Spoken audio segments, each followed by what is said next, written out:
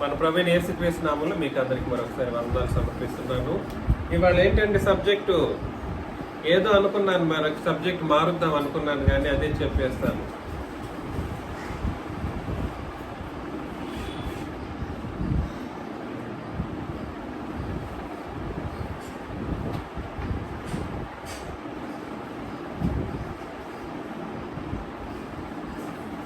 యేసుక్రీస్తు మహాదేవుడు పార్ట్ 2.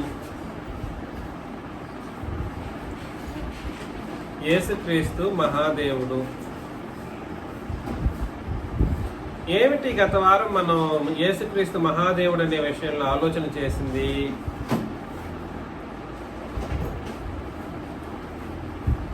యేసు ప్రభు మహాదేవుడని మనం ఆలోచన చేశాం.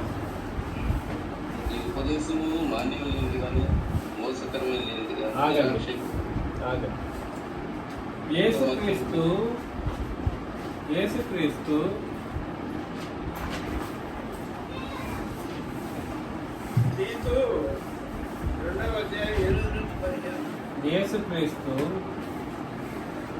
మహాదేవుడు.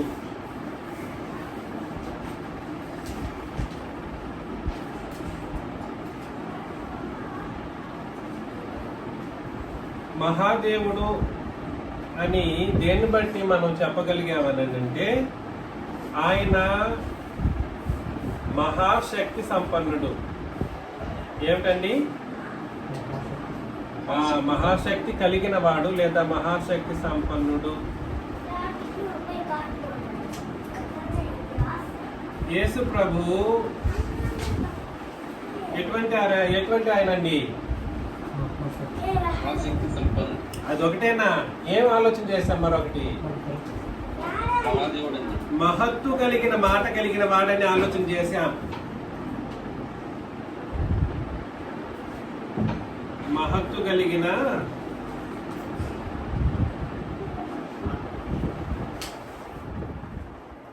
మాటలు కలిగిన వాడు అంటే అర్థం ఏమిటి? మహత్తు కలిగిన మాటలు అని అంటే అర్థం ఏమిటి? తన మహత్తు కలిగిన మాటలతో ఆయన ఏం చేశారని చూసాము.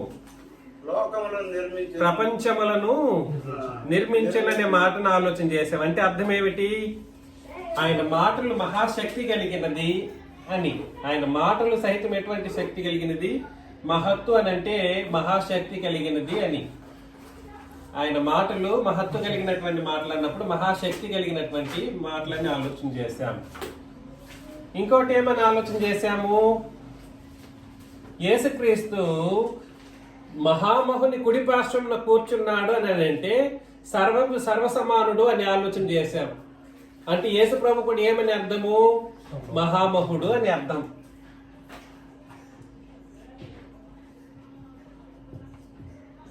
యేసు ప్రభు తండ్రికి కుడి పార్శ్వంలో వెళ్ళి కూర్చున్నారు. తండ్రి కుడి పార్శ్వంలో వెళ్ళి మహామహుని కుడి పార్శ్వంలో వెళ్ళి కూర్చుండెను అనే విషయాన్ని హెబ్రీ పత్రిక 1వ అధ్యాయంలో చదివాం. 4-5 వచనాలు చదువుతున్నప్పుడు ఆయన మహామహుని యొక్క కుడి పార్శ్వంలో కూర్చున్నారని అంటే మహామహుడు ఎట్లా యేసు ప్రభు కూడా మహామహుడు అవుతారనే విషయాన్ని మనం ఆలోచన చేశాం. కుడి పార్శ్వంలో కూర్చోవడం అంటే అర్థం ఏమిటి? తిరిగి అట్లే చెప్తారు. నాన్న ఏంటి? మహామహుడు కుడి పార్శ్వంలో కూర్చోవడం అంటే అర్థం ఏమిటి? కుడి పార్శ్వం అంటే ఏమని చెప్పాను? తిరిగి సమానం అంటారు. సర్వసమానం చెప్పలేదు. ఆ మాట నేను ఉపయోగించాను, రాశాను కూడా.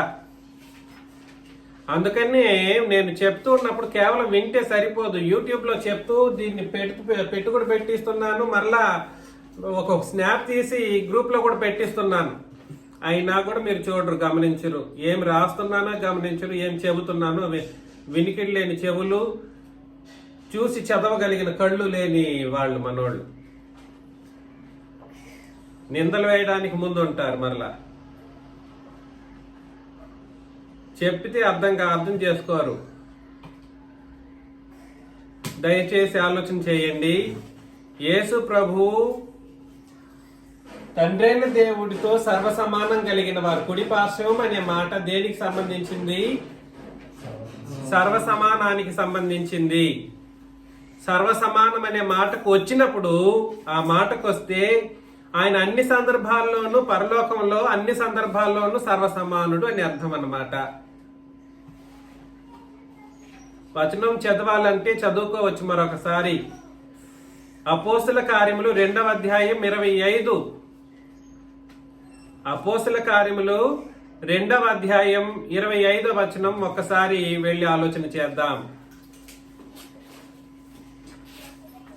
ఆయనను గూర్చి దావీదు ఇట్లనెను, నేను ఎల్లప్పుడూ నా ఎదుట ప్రభువును చూస్తుంటుని. ఎవరు గురించి చెబుతున్నారు అని అంటే, యేసు ప్రభు చెప్పినటువంటి మాటల్ని దావీదు అన్నాడంట.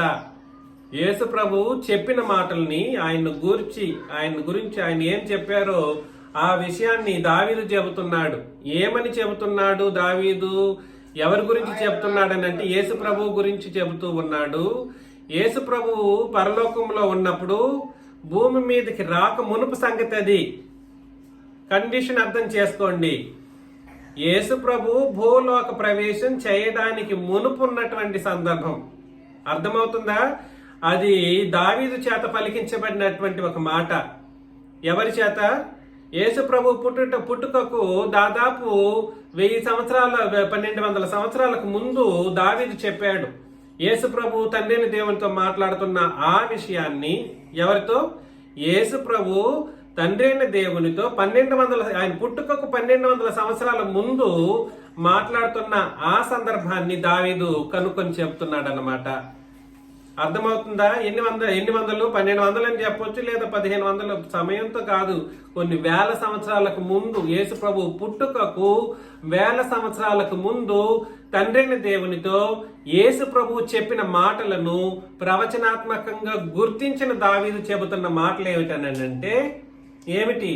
నేను ఎల్లప్పుడూ నా ఎదుట ప్రభువును చూచుచుంటిని. ఎల్లప్పుడూ అనంటే చూడండి, ఎల్లప్పుడూ అంటే అర్థం ఏమిటి అనంటే నిత్యత్వములో అని అర్థం. ఎల్లప్పుడు అంటే అర్థం ఏమిటి? నిత్యత్వములో, ఎల్లప్పుడు. There is no time frame here. Yesu ప్రభు పుట్టడానికి మునుపు తండ్రి దేవునితో నేను ఎల్లప్పుడూ ఉన్నానని అంటే పరలోకంలో చెప్తున్న మాట అది. నిత్యత్వానికి సంబంధించిన మాట. ఎల్లప్పుడూ నా ఎదుట ప్రభువును చూచుచుంటిని. ఆ ప్రభు అనే అక్షరం పెద్ద అక్షరంలో ఉంది, అవునా? పెద్ద అక్షరంలో ఉందన్నప్పుడు నా ఎదుట ప్రభువును చూచుచుంటిని అని ఎవరు చెబుతున్నారని అంటే యేసు ప్రభు చెబుతున్నారు. ఎవరి గురించి చెబుతున్నారు? తండ్రిని దేవుని గురించి చెబుతూ ఉన్నారు. ప్రభువును చూచుచుంటిని, ఆయన నా కుడి పార్శ్వముననున్నాడు గనుక నేను కదల్చబడను. ఇక్కడ ఈయన నిత్యత్వములో క్రీస్తు కుడి పార్శ్వంలో ఎవరున్నారు?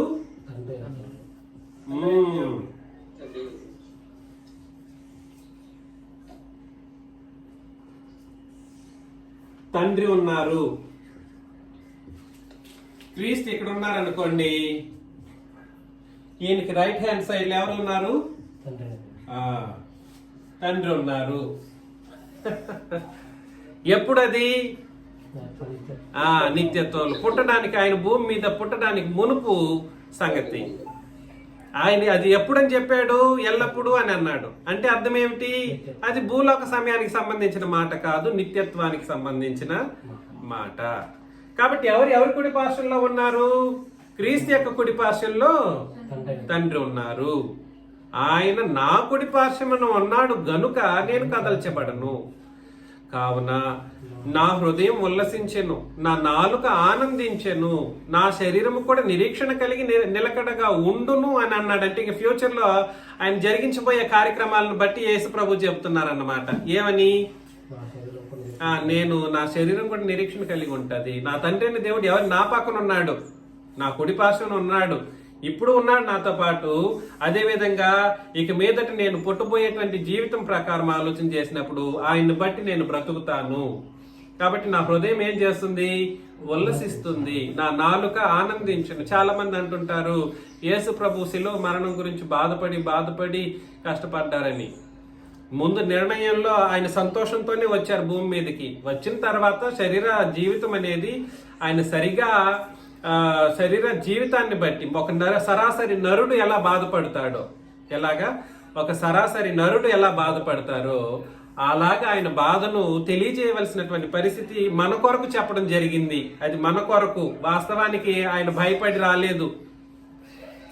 అర్థం చేసుకోండి. యేసు ప్రభుని ఎడాపెడా మాట్లాడే దుర్మార్గులు లేకపోలేదు ఇవాళ.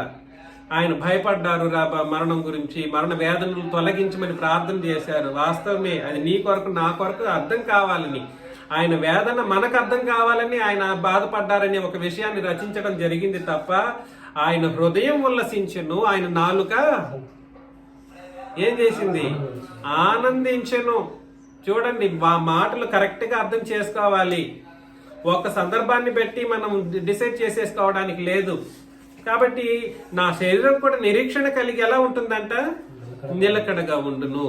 నీవు నా ఆత్మను పాతాళంలో విడిచిపెట్టవు. నీవు నా ఆత్మను నేను భూమి మీదకి వెళ్ళిపోతే నా ఆత్మను విడిచిపెట్టేస్తావా? కాదు. నీ పరిశుద్ధిని కుళ్ళుపట్టు. నీ పరిశుద్ధుడు అంటే అర్థం ఏమిటండి? అది సామాన్యంగా చెప్పే మాట కాదు. నీ పరిశుద్ధిని కుళ్ళు పట్టనీయమంటే అది ఎవడైనా నేను చెప్పే మాటలు అవి తండ్రితో మాట్లాడే మాటలు. అట్లాంటి మాటలు ఎవడైనా మాట్లాడడానికి ఉందా అవకాశం? ఇవాళ యేసు ప్రభు పరిశుద్ధంగా బ్రతికారు కాబట్టి పరలోకానికి ముందుగానే వెళ్ళారని అంటాడు ఒక్కొక్కడు. పరిశుద్ధంగా నరుడిలాగా పుట్టాడంట, పరిశుద్ధంగా బ్రతికాడు కాబట్టి తండ్రి తీసుకున్నాడంట. అరే, ఎంతైనా జ్ఞానం ఉండాలి, కొద్దిగైనా తెలివి, జ్ఞానము, బుద్ధి. ఆ పెంట పెట్టుకున్న బుద్ధిలో మాట్లాడితే మాత్రం ఇలాగే ఉంటది. మరి నీ కొడుకుని తయారు చేయి, అట్లాగా చేస్తావా? చేయలేవు. నీ కొడుకుని లేదా నువ్వెందుకు లేవు? కుదరదు. అందుకని దయచేసి ఆలోచన చేయండి. ఆయన పుట్టడానికి మునుపు ఆయన ఎక్కడున్నారు? తండ్రి యొక్క కుడి పార్శ్వంలో ఉన్నారు.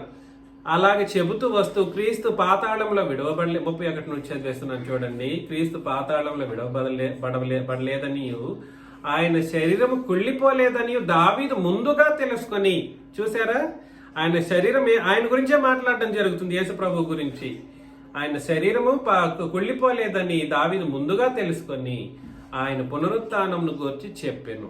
ఈ యేసును దేవుడు లేపెను. దీనికి మేమందరం సాక్షులం కాగా ఆయన 33 అండర్లైన్ చేసుకోవాలి. ఆయన దేవుని కుడి పార్శ్వమునకు. ఈయన ఎక్కడికి వెళ్ళిపోయారు? దేవుని దేవుడు ఉన్నారు. ఆయన కుడి పార్శ్వం ఎవరు వెళ్ళారు? క్రీస్తు వెళ్ళిపోయారు. ఇది ఎప్పుడు?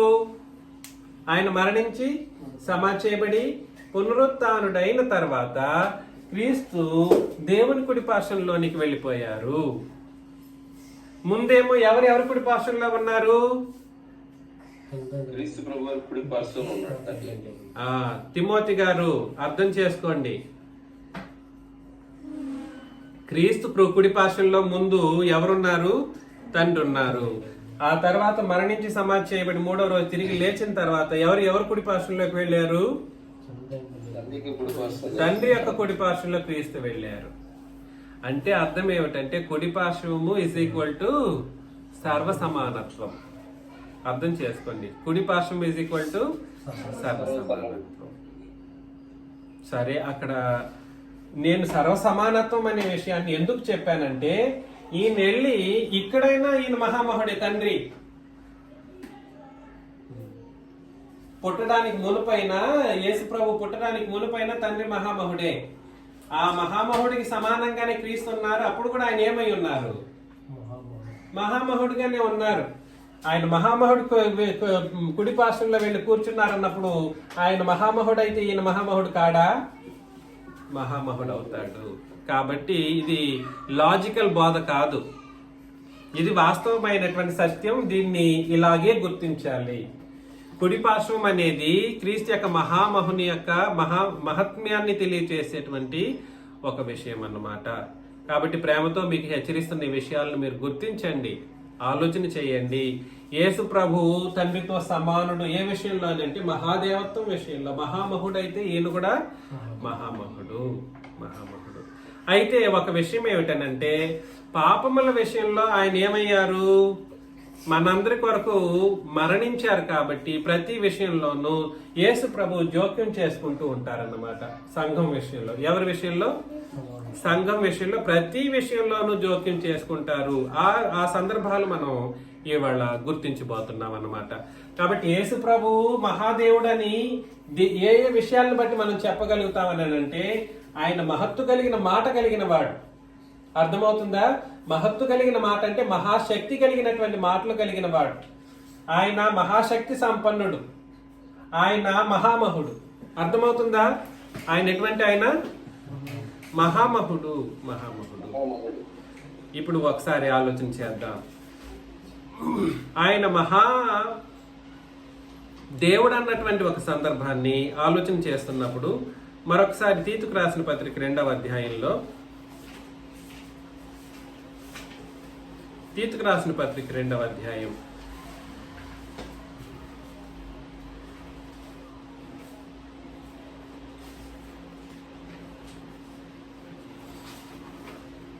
8వ వచనం అండి. 8 నుండి 15వ వచనం. 8 నుండి అవసరం లేదు, 13వ వచనం.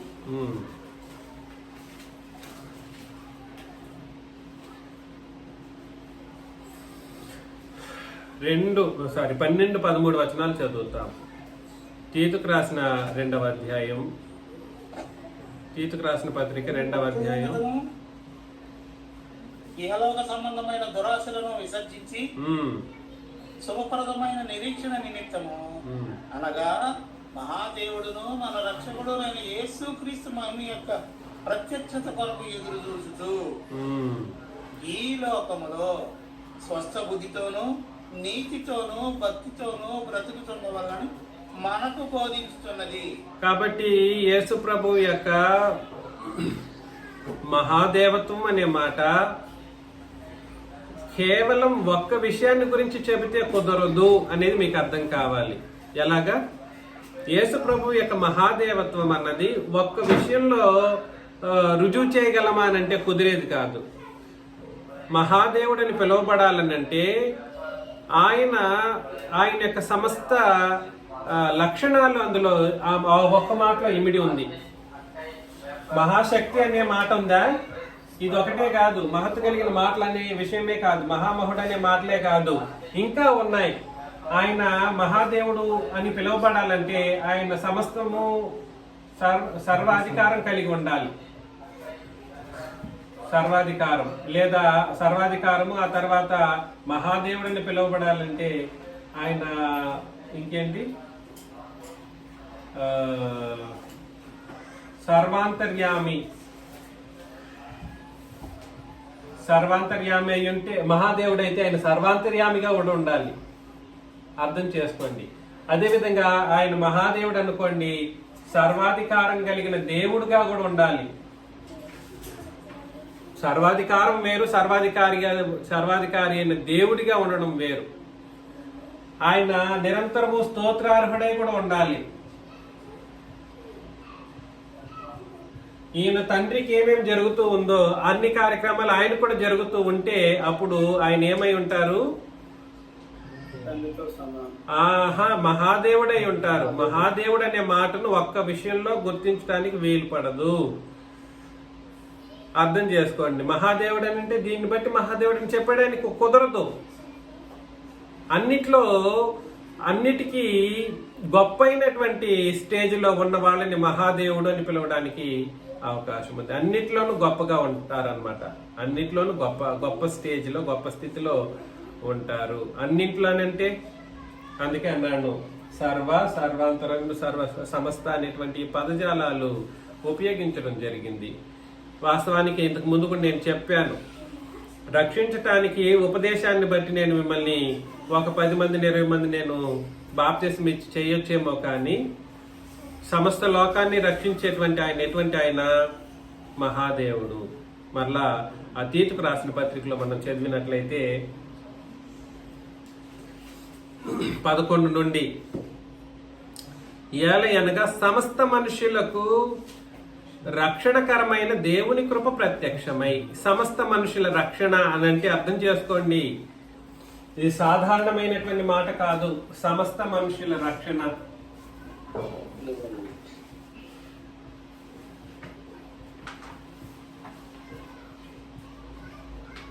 రక్షణకు కారకుడు ఎవరు అని అంటే ఈ మహాదేవుడు.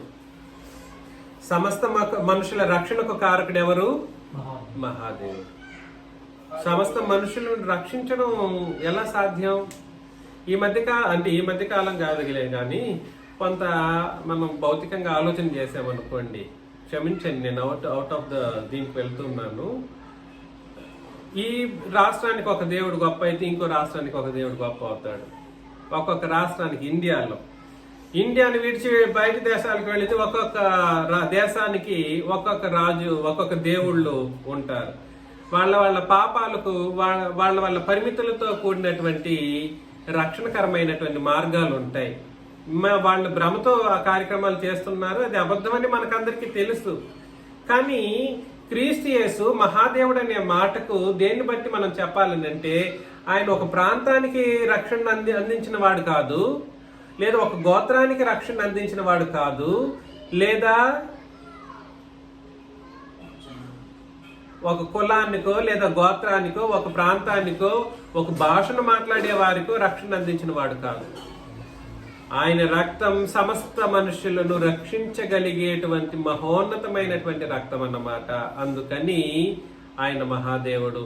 అర్థం చేసుకోండి, ఆ రక్షణకరమైనటువంటి దేవుని కృప ప్రత్యక్షమై మనము భక్తిహీనతను, ఇహలోక సంబంధమైన దురాశలను విసర్జించి శుభప్రదమైన నిరీక్షణ నిమిత్తం. శుభప్రదమైన నిరీక్షణ అంటే అర్థం ఏమిటి? దీన్ని ఇంగ్లీష్ లో ఏమని రాశాడో తెలుసా? Blessed hope. మీ మీ మీ యొక్క నిరీక్షణ ఏదైతే ఉందో, మీ హోప్ ఏదైతే ఉందో, మీ ఎదురు చూపు ఏదైతే ఉందో, అది ఒక ఆశీర్వాదకరమైనటువంటి నిరీక్షణగా మార్చేటువంటి ఆయన ఎవరని అంటే మహాదేవుడని యేసుక్రీస్తు. కాబట్టి సమస్త మనుషులను రక్షించడం ఒక ఎత్తు అయితే, వీళ్ళకి ఈ విధంగా సమస్త జనుల రక్షణ నిమిత్తము ఈ కృప ప్రత్యక్షమై ఏం చేసిందని అంటే శుభప్రదమైన కృప ద్వారా. కృప అనే మాట ఇక్కడ చాలా ఇంపార్టెంట్. కృప, ఈ కృపను బట్టి శుభప్రదమైన నిరీక్షణ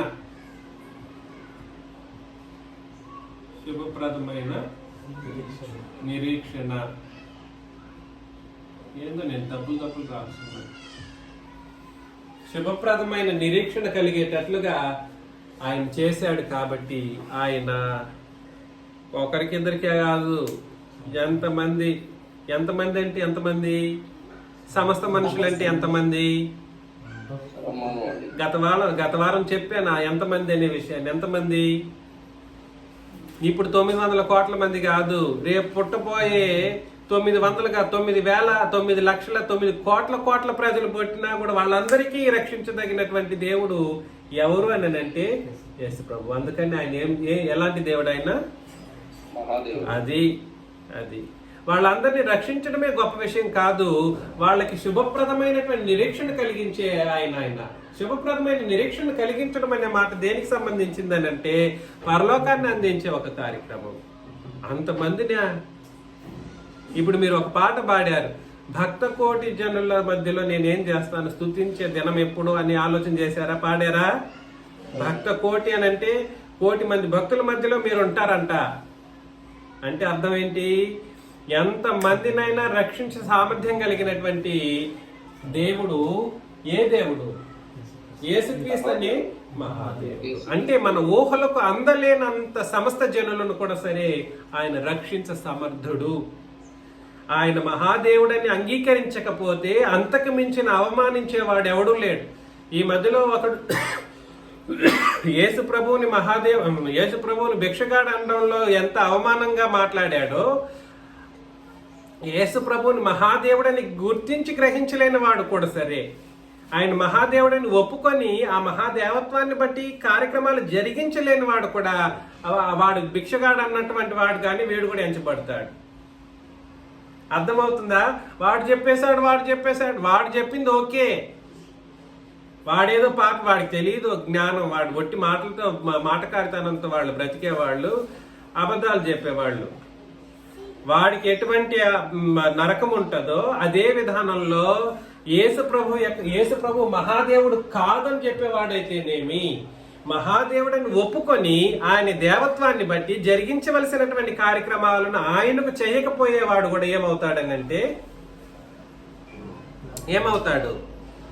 వాడు భిక్షగాడు అన్నోడి కంటే వీడు హీనుడు అవుతాడన్నమాట. దయచేసి ఈ విషయాన్ని మీరు గుర్తించండి, గ్రహించండి, ఆలోచన చేయండి. ఆయన మహాశక్తి ఎంత గొప్పదో మీరు అర్థం చేసుకోండి. ఆయన కలిగించే సమస్త మనుషుల రక్షణ సాదాసీదా రక్షణ కాదు. ఇది అద్భుతం అనాలో నాకు మాటలైతే అందట్లేదు, ఊహకు కూడా అందలేని సంగతి అన్నమాట. క్రొత్త నిబంధన, అందుకనే క్రొత్త నిబంధన నేనేమని చెప్పాను మీకు గుర్తుంది కదా? పాత నిబంధన అనేది పరిమితులతో కూడినటువంటి నిబంధన. అది కొంతమందిని మాత్రమే రక్షించగలిగింది. ఏ 38 మందినో పరలోకానికి వెళ్ళగలిగేటట్లు చేసింది. 38 ఎంతమంది, కొంతమంది లెస్ దాన్ 30 అని కూడా చెప్పొచ్చు. అర్థమవుతుంది కదా? నంబర్ బట్టి ఊగులాడుద్ది. మరలా తిరిగి 34 అంటాడు ఒకడు, 32, 34, ఎక్కువ మంది కూడా ఉండొచ్చు అని చెప్పొచ్చు. కానీ పరిమితం అది.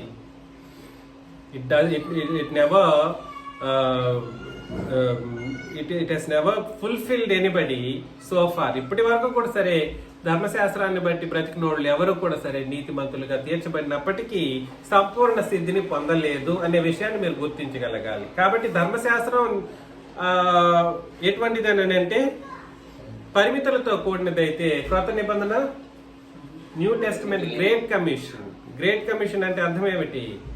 గొప్ప నిబంధన. క్రొత్త నిబంధన గొప్ప నిబంధన అన్నమాట. గొప్ప నిబంధన అంటే అర్థం ఏమిటి? ఈ మహాదేవత్వాన్ని బట్టి ఆయన ఇచ్చిన నిబంధన కూడా అంత, ఆయన మహాదేవుడు అనేంత గొప్పది. ఏది? క్రొత్త నిబంధన. అంటే నీ ఊహకు కూడా అందలేనటువంటి సమస్త మనుషులను రక్షించడమే కాదు, సమస్త మనుషులకు కావలసిన సమస్తాన్ని దయచేయగలిగే అంత గొప్పది ఈ క్రొత్త నిబంధన. కాబట్టి క్రొత్త నిబంధనను అంగీకరించలేని వాడు క్రీస్తు యొక్క మహాదేవత్వాన్ని కూడా అంగీకరించలేడు. క్రొత్త నిబంధన రక్షణ యొక్క విలువ తెలియని వాడు, సమస్త జనుల రక్షణ యొక్క విలువను తెలియని వాడు క్రీస్తు మహాదేవత్వాన్ని అంగీకరించలేడు. ఏం చెప్పాను చెప్పండి? క్రొత్త నిబంధన సమస్త జనుల రక్షణ ఏదైతే ఉందో ఆ రక్షణ అర్థం కానివాడు క్రీస్తు యొక్క మహాదేవత్వాన్ని ఖచ్చితంగా గుర్తించలేడు. పాత నిబంధన ప్రకారం రక్షణ అంటే మనం మరొక్కసారి చదువుతాం. అపోస్తల కార్యములు 15:1-2 ఒకటే చాలు. అపోస్తల కార్యములు 15:1. కొందరు యూదయ నుండి వచ్చి మీరు మోషే నియమించిన ఆచారం చొప్పున సున్నతి పొందితేనే గాని రక్షణ పొందలేరని సహోదరులు బోధించారు. కాబట్టి కొందరు అపోస్తలు బోధించిన సహోదరులుగా మార్చిన సంఘంలో ఉన్న వాళ్ళని మోసం చేయడానికి ఉపదేశం చేశారంట. ఏమని? మీరేమనుకుంటున్నారంటే అపోస్తలు బాప్తిసం ఇచ్చేస్తే మీరు రక్షించబడ్డారు అనుకుంటున్నారు. కాదు, మోషే ధర్మశాస్త్రం ప్రకారం సున్నతి పొందాలి. అప్పుడేమవుతారు మీరు? మరలా అక్కడికి తీసుకెళ్తున్నారు. ఎక్కడికి? పాత నిబంధనలు. అరే కాదురా బాబుల్లారా, నేను కూడా 6 సంవత్సరాలుగా గొంతు చింపుకొని చెప్తా ఉన్నాను. అరే ధర్మశాస్త్రం రక్షణ వేరు, క్రొత్త నిబంధన రక్షణ వేరు అని అంటే డిబేట్లలో కూడా ఒప్పుకున్న తర్వాత కూడా మార్చుకోలేని మూర్ఖుల మధ్యలో మనం బ్రతుకుతూ ఉన్నాం. డిబేట్లు చేసాం, ఎంతమందితో చేసామో. వాళ్ళు అప్పటికి కూడా అర్థం చేసుకున్న తర్వాత కూడా అంత మూర్ఖత్వంతోనే బ్రతుకుతూ ఉన్నారని అంటే వాళ్ళు క్రీస్తు యొక్క మహాదేవత్వాన్ని అంగీకరించలేకపోవడానికి అది కారణం కాదంటారా? సమస్త జనుల రక్షణ అన్నది క్రొత్త నిబంధన రక్షణ చాలా చాలా గొప్ప రక్షణ. అది నిబంధనకు సంబంధించిన మాట. రక్షణ అనేది నిబంధనకు సంబంధించింది. పాత నిబంధన రక్షణ ఏమిటి? సున్నతి. క్రొత్త నిబంధన రక్షణ ఏమిటి? క్రొత్త నిబంధన రక్షణ ఏమిటనంటే క్రీస్తు మహాదేవుడని నమ్మి విశ్వసించి ఆయన రక్తమును బట్టి కడుగబడి బాప్తిస్మంలో ఆయన ఇచ్చే జీవాన్ని పొందుకోవటం. దయచేసి ఆలోచన చేయండి. సమస్త జనులు ఈ మాట మీరు ఎవరైనా గుర్తుపెట్టుకుంటే మీకు మంచిది. సమస్త జనుల రక్షణ అనే మాట ఇది ఏ ఇశ్రాయేలీలకు ఉద్దేశించిన రక్షణకు సంబంధించింది కాదు. లేదా ఒక మాట ఉపయోగించాను, యోధ మతంలో కలుపుకోవడం కొరకు జరిగించే కార్యక్రమం లాంటిది కాదు. ప్రోజలైట్ అనే మాట ఉపయోగించాను, గుర్తుందా? ప్రోజలైట్. సమస్త జనులు అని వాళ్ళు కూడా ఆ తర్వాత శిలో మరణం తర్వాత మీరు కూడా రావచ్చని అప్పుడు దిగొచ్చారనమాట యూదులు. అప్పటి వరకు మేమే అనే ఆందోళన ఎక్కువ కూర్చున్నోళ్ళు యూదులు. ఏమని? మేమే దేవుని ప్రజలు, మమ్మల్ని కాక ఇంకెవరు ఉండకూడదన్నారు. యేసు ప్రభు తర్వాత, ఆయన మరణం తర్వాత అపోస్తులు సర్వలోకానికి వెళితే మీరు కూడా మా దగ్గరికి రావచ్చని తిరిగి వాళ్ళ దగ్గరికి వెళ్ళి, అన్ని జనుల దగ్గరికి వెళ్ళి వాళ్ళకి కూడా సున్నతి పొందుకుంటే మీరు కూడా రక్షించబడతారని వీళ్ళు ఉపదేశం చేయటం జరిగిందన్నమాట. వాళ్ళు ఎప్పుడైనా క్రీస్తుని వాళ్ళు అంగీకరించలేదు. ఆయన దేవత్వాన్ని యూదులు అంగీకరించలేదు. యూద మత ప్రవిష్టులు అంగీకరించలేదు. ఆ తర్వాత అంగీకరించారు వేల మంది యూదులే. ఒక స్టడీ జరుగుతూ ఉంది అపోస్తుల కార్యక్రమంలోనే. ఎంతమంది యూదులు మారారు నేను స్టడీ చేస్తా ఉన్నాను. వేల మంది మారారంట. యూద మత ప్రవిష్టులు కూడా మారిపోయారంట. క్రొత్త నిబంధన ప్రకారం వాళ్ళు మారారంటే వీళ్ళు మారట్లేదంటే చూడండి. యూదులు మారారు, యూద మత ప్రవిష్టులు మారారు. ఇప్పుడున్న దరిద్రులు వీళ్ళు తెలివి లేని వాళ్ళు, చదువుకున్న మూర్ఖులు, టెక్నాలజికల్ గా డెవలప్ అయినప్పటికి కూడా సరే అర్థం చేసుకోలేకపోతూ ఉన్నారు. దయచేసి ఆలోచన చేయండి. క్రీస్తు మహాదేవుడు దేన్ని బట్టి అనంటే సమస్త మనుషులకు తన దేవుని కృపను బట్టి శుభప్రదమైన నిరీక్షణ కలిగించే ఆయన మహాదేవుడు. సమస్త మనుషులు అనంటే సాదాసీదా విషయం కాదది, సాదాసీదా విషయం కాదు. మరొక మాటను చదువుతాం రోమీయులకు రాసిన పత్రికలో. రోమీయులకు రాసిన పత్రిక 16వ అధ్యాయం. రోమీయులకు రాసిన పత్రిక 16వ అధ్యాయం 17 నుండి 20 వచనాలను మనం చదివినప్పుడు, 17 నుండి 20 వచనాలను చదివితే, సహోదరులారా, మీరు నేర్చుకొనిన బోధకు వ్యతిరేకముగా భేదములను ఆటంకములను కలుగజేయ వారిని కనిపెట్టియుండునని మిమ్మును బ్రతిమాలుకొనుచున్నాను. చూడండి, మీరు నేర్చుకున్న బోధకు వ్యతిరేకముగా భేదములను ఆటంకములను. బోధకు వ్యతిరేకంగా భేదాలు, ఆటంకాలు. ఇవాళ సంఘంలో కూడా కొంతమంది సంఘంలో మరొకరు నా వెనకాలండి పుష్ చేస్తా ఉన్నారు. కొంతమంది మనసులను ప్రేరేపిస్తూ ఉన్నారు అబద్ధం వైపు. దయచేసి చేయకండి అది.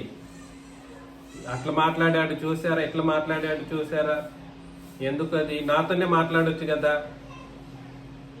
సంఘం వెనకాల, నా వెనకాల ఉండి సంఘంలో ఉన్న ఒక్కొక్కరి మనసుల్ని చెరుపుకుంటూ వెళ్ళేటువంటి దుర్బుద్ధి కలిగినటువంటి వాళ్ళు చాలా మంది తయారవుతూ ఉన్నారు. అది అత్యంత ప్రమాదకరం. మీ జీవితాలు, మీ కుటుంబాలకు మంచిది కాదు. నేను ఇప్పుడే చెప్పేస్తున్నాను.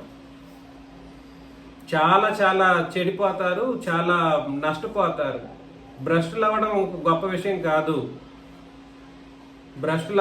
విషయం కాదు, కానీ దానికి తగిన పర్యావసానాన్ని ఎదుర్కోవటం చాలా దుర్భర స్థితికి దిగజారిపోతారు.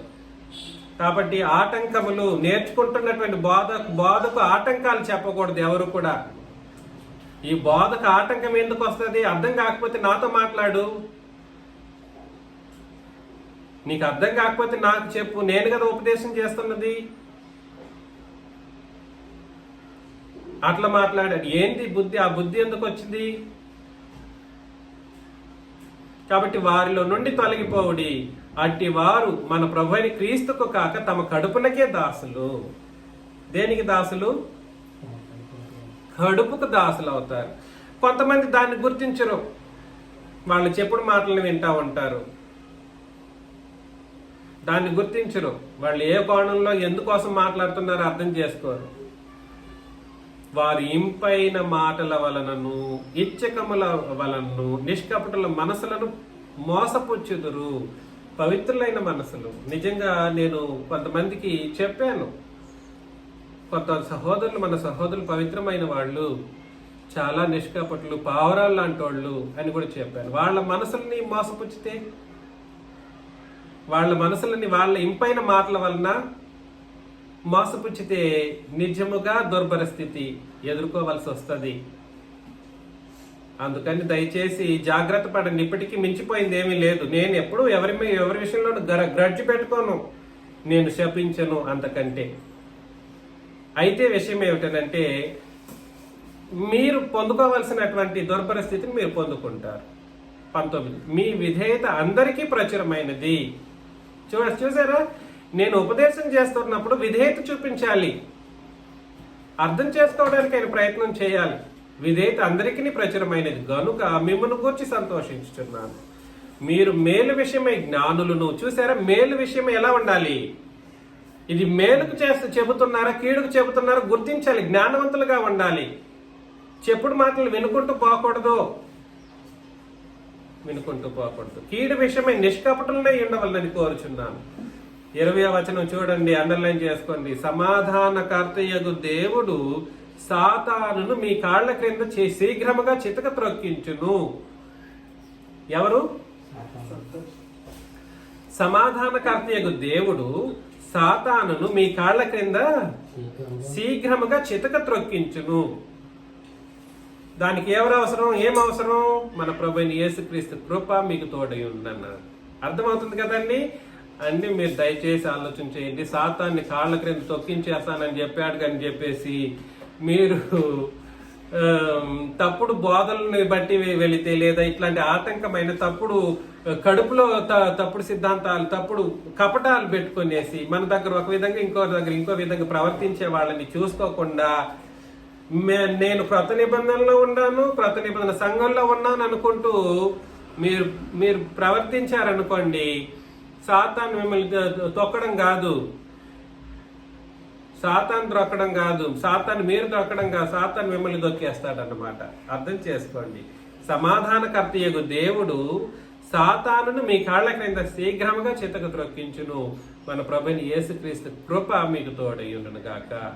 కాబట్టి క్రీస్తు యొక్క కృప అన్నాడు. ఈ మాట మీరు అర్థం చేసుకోవాలి. ఏమిటది? క్రీస్తు కృప ఏం చేస్తాడు? ఏం చేస్తుందంట?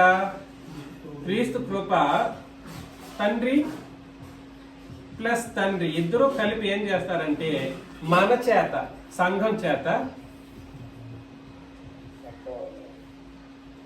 సాతానుని కాళ్ళ క్రింద చితక త్రొక్కిస్తాడన్నమాట. త్రొక్కిస్తాడు. ఒక్క తండ్రి ఆ పని చేయడు, ఈయన కృప కూడా తోడై ఉంటేనే జరుగుతుంది. ఈ కృపని ఏమన్నాడు మరలా ఒకసారి ఇంతకు ముందు చదివిన వచన భాగంలో పరిశీలన చేస్తాం. ఈ క్రీస్తు యొక్క కృప ఏమై ఉంది, ఎలా ఉంది, ఎట్లా అది సాధ్యపడుతుంది అనే విషయాన్ని ఒకసారి ఎఫెసీ పత్రిక 6వ అధ్యాయంలోకి వెళ్ళిపోదాం. ఎఫెసీ పత్రిక 6వ అధ్యాయం 10-11 వచనాలు. తుదకు ప్రభు యొక్క మహాశక్తిని బట్టి, చూసారా, మరలా చెప్తున్నాడు ఇదే విషయాన్ని. దేన్ని? ప్రభు యొక్క మహాశక్తిని బట్టి ఆయన యందు బలవంతులై ఉండుడి. ఆయన కృప ద్వారా మనం పొందుకుంటాం ఆయనకు బలాన్ని. దయచేసి ఈ విషయాన్ని కూడా మీరు గుర్తించుకోవాలి. క్రీస్తు యొక్క బలం మనకు ఎలా వస్తుంది? ఆయన కృపను బట్టి వస్తుంది. తుదకు ప్రభు యొక్క మహాశక్తిని బట్టి ఆయన యందు బలవంతులై ఉండుడి. మీరు అపవాది తంత్రములను ఎదిరించుటకు, అంటే కాళ్ళతో వేసి త్రొక్కించుటకు అని కూడా ఆలోచన చేయొచ్చు. అది అపవాది తంత్రములను ఎదిరించుటకు శక్తిమంతులగినట్లు దేవుడిచ్చు సర్వాంగ కవచమును ధరించుకొనుడి. దేవుడు ఎలా చేస్తాడు? సాతాన్ని త్రొక్కించే విషయంలో, లేదా సాతాన్ని ఎదిరించే విషయంలో ఎలా చేస్తాడు? దేవుడు ఏం చేస్తాడు? ఈయన ఏం చేశాడు? సర్వాంగ కవచాన్ని ఇచ్చాడు మనకు. అర్థమవుతుందా? ఏంటండి?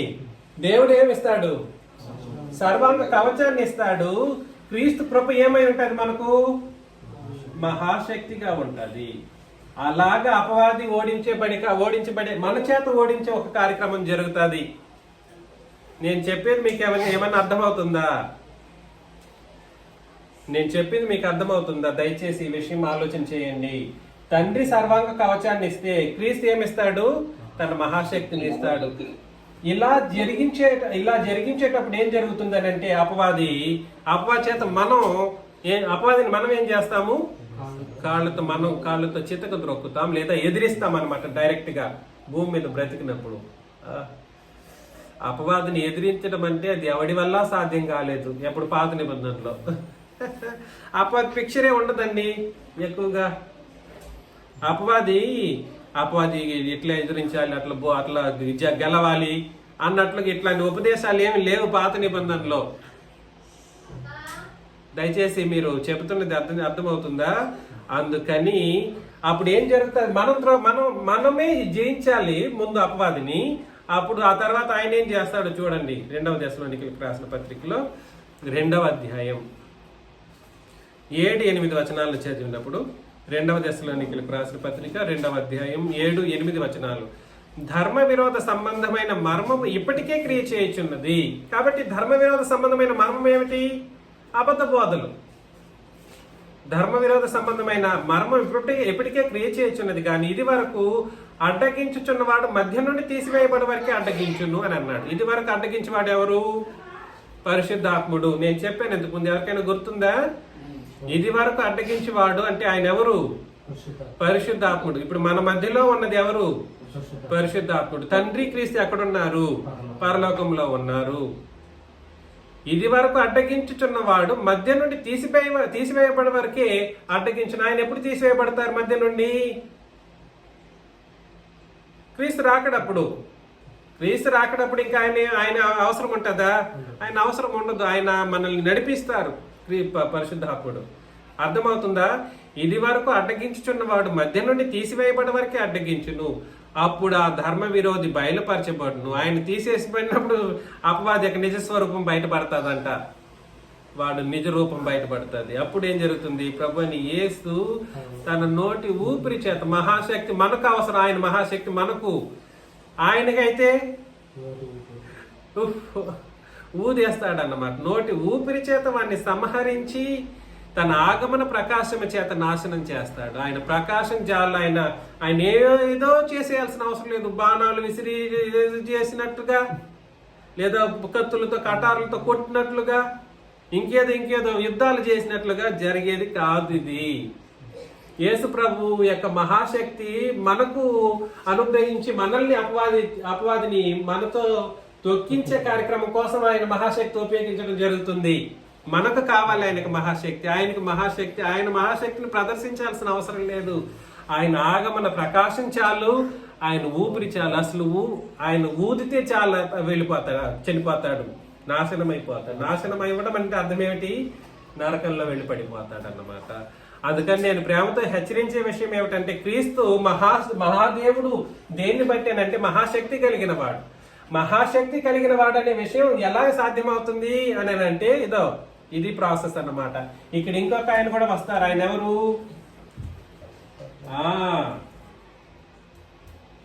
అపవాదిని ఓడించడం,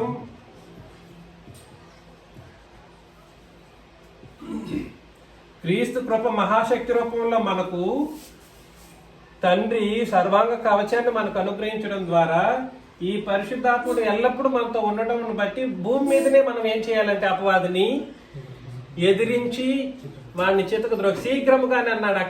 ఎక్కడ రోమపత్రికలు. అంటే ఎందుకు చెప్పారు చెప్పండి చూద్దాం. శీఘ్రంగా మీ కాళ్ళ చేత త్రొక్కించునని అన్నాడు. అంటే అర్థం ఏమిటి చెప్పండి? అర్థం ఏమిటి? తిరిగి చూడండి. నేను చెప్పిన కాన్సెప్ట్ అదే చెప్పింది. నేను చెప్పినట్టే చెప్పాలని చెప్పేది. నేను చెప్పింది చెప్పండి అని అన్నాను. రోమా పత్రిక సంఘానికి కాదు రాయబడింది. ఎవరికి రాయబడింది? అది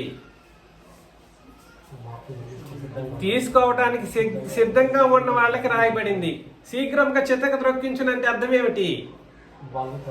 మీరు బాప్తీసం తొందరగా తీసుకుంటే మీరు కూడా అపవాదిని ఎదిరించవచ్చు. మీకు యేసు ప్రభు శక్తి వస్తుంది. దేవుడిచ్చి సర్వాంగ కవచము వస్తది. పరిశుద్ధాత్ముడు మీలో ఉంటాడు, నడిపిస్తాడు. కాబట్టి మీరు శీఘ్రంగా తీసుకోండి బాప్తిస్మం అని దాని అర్థం. అది నేను చెప్పేది. నేను నా బోధకి మీరు విన్నటువంటి బోధలకి లేదా మీరు ఊహించుకుంటున్నటువంటి ఆలోచనకి తేడా. ఆయన చెప్పినట్టే చెప్పాలని అంటే ఇంకెవరు చెప్పినట్టు చెప్పాలి? మీరు ఊహలు పక్కన పెట్టేసుకోండి. వాస్తవం ఏమిటనంటే రోమాపత్రిక ఎవరికి రాయబడింది? పొందటానికి సిద్ధంగా ఉన్న వాళ్ళకి, సంఘానికి కాదు.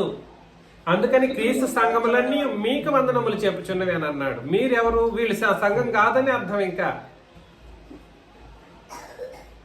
ఏమన్నా గుర్తుందా నేను చెప్పింది?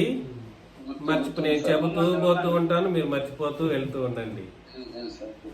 నేను చెప్తా ఉంటాను, మీరు వింటూ ఆయన చెప్పిందే మనసులో పెట్టుకోవాలని చెప్పుకుంటూ మర్చిపోతూ రండి. ఏం శేషు గారు? లేదండి, మర్చిపోలేదు. కాబట్టి శీఘ్రముగా మీ కాళ్ళ క్రింద త్రొక్కించునంటే అర్థం ఏమిటి అని అంటే మీరు బాప్తిసం తొందరగా తీసుకోండి. అపవాదిని మీరు ఏం చేస్తారు? ఈ సర్వాంగ కవచం చాలా విషయాలు ఉన్నాయి మాట్లాడడానికి, ఇంకా పెద్ద సబ్జెక్ట్ అవుతుంది. మరలా ఈ సర్వాంగ కవచంలో ఏముంది? రక్షణ అనే శిరస్నానం ఉంది. సర్వాంగ కవచంలో ఏముంది? రక్షణయను శిరస్నానం, నీతి అను మైమరపు, చాలా ఉన్నాయి కదండి. దయచేసి ఆ విషయాలు గుర్తుపెట్టుకోండి. దేవుడిచ్చి సర్వాంగ కవచము రక్షణ ప్రాముఖ్యమైనది, ప్రథమమైనది శిరస్నానం. అర్థమవుతుంది? అంటే వీళ్ళు ఏం పొందుకోలేదని అర్థం. రోమాలో ఉన్న వాళ్ళు ఇంకా వాళ్ళు బాప్తిసం పొందుకోలేదు. అందుకని యేసు ప్రభు మహాశక్తి సంపన్నుడు.